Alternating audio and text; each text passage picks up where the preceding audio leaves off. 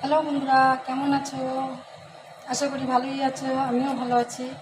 আজকে দেখো নিরামিষ বাঁধাকপি রান্না করব। তা বাঁধাকপিটা কেটে নিচ্ছি। দেখো বন্ধুরা, আমি ছুরি দিয়েই বাঁধাকপি কাটি।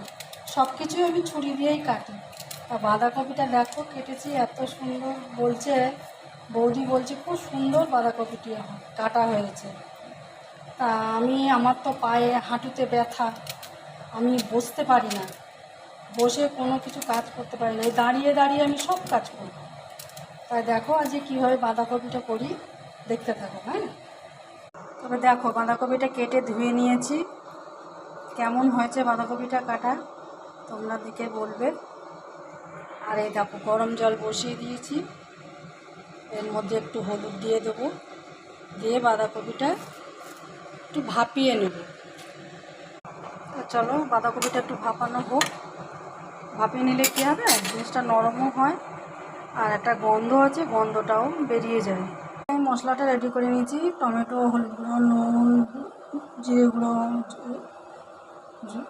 আদা বাটা, লঙ্কার গুঁড়ো, ধনে গুঁড়ো, কাঁচা লঙ্কা, ধনে, গরম মশলা, গোটা জিরে, তেজপাতা। জানো তো বন্ধুরা, এক বন্ধু কমেন্ট করেছে যে তোমার কি পুজোর শপিং হয়ে গেছে? না গো, এখনও হয়নি, আমি তো বোনাস পাইনি এখনও, তাই জন্য এখনও হয়নি। মেয়ে বললো, মা সবার কেনাকাটা হয়ে গেল, আমাদেরও এখনও হলো না। দাঁড়া বোনাসটা পাই তবে তো কিনবো। তাই বললাম সবার সাথে তারা আমাদের ছিল না। বন্ধুরা দেখো মশলাটা কষা হয়ে গেছে, এবার কপিটা দিয়ে ভালো করে কষানো দিয়ে দিলাম।